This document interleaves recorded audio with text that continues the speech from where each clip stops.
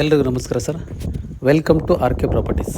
ಇವತ್ತು ಚಳ್ಳಕೆರೆಯಿಂದ ಹಿರಿಯೂರಿಗೆ ಹೋಗ್ತಕ್ಕಂಥ ಬೆಂಗಳೂರು ಹೈವೇಯಿಂದ 10 ಕಿಲೋಮೀಟರ್ ದೂರದಲ್ಲಿರ್ತಕ್ಕಂಥ 4 ಎಕರೆ ಜಮೀನನ್ನು ನೋಡೋಕ್ಕೆ ಬಂದಿದ್ದೀನಿ.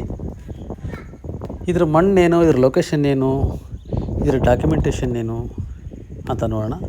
ಫಸ್ಟು ಇದರ ಲೊಕೇಶನ್. ಸರ್, ಚಳ್ಳಕೆರೆಯಿಂದ ಹೋಗ್ತಾ ಬೆಂಗಳೂರು ಹೈವೇ ಅಂದರೆ ಚಳ್ಳಕೆರೆ ಟು ಹಿರಿಯೂರು ಹೈವೇಯಿಂದ 10 ಕಿಲೋಮೀಟ್ರ್ ಒಳಗಡೆ ಬಂದರೆ ಈ ಒಂದು 4 ಎಕರೆ ಜಮೀನು ಸಿಗುತ್ತೆ.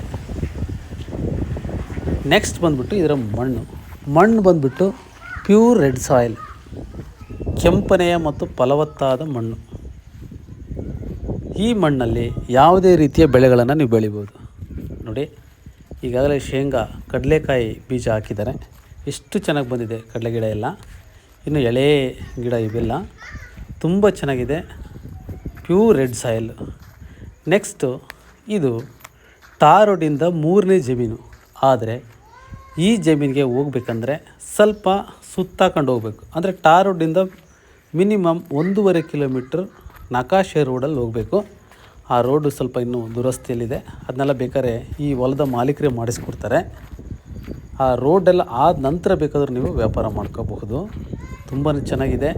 4 ಎಕರೆ ಜಮೀನು. ಚಳ್ಳಕೆರೆಯಿಂದ ಹಿರಿಯೂರು ಬೆಂಗಳೂರು ಹೋಗ್ತಕ್ಕಂಥ ಹೈವೇಯಿಂದ 10 ಕಿಲೋಮೀಟ್ರ್ ಒಳಗಡೆ ಹೋಗಬೇಕು.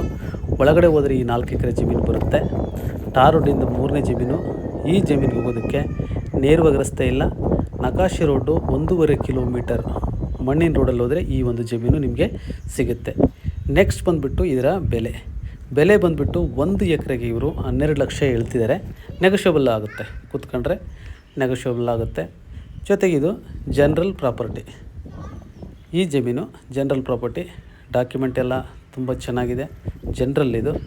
ಇವರು 12 ಲಕ್ಷ ಹೇಳ್ತಾರೆ. ಕೂತ್ಕೊಂಡ್ರೆ ನೆಗೋಷಿಯಬಲ್ ಆಗುತ್ತೆ. Thank you.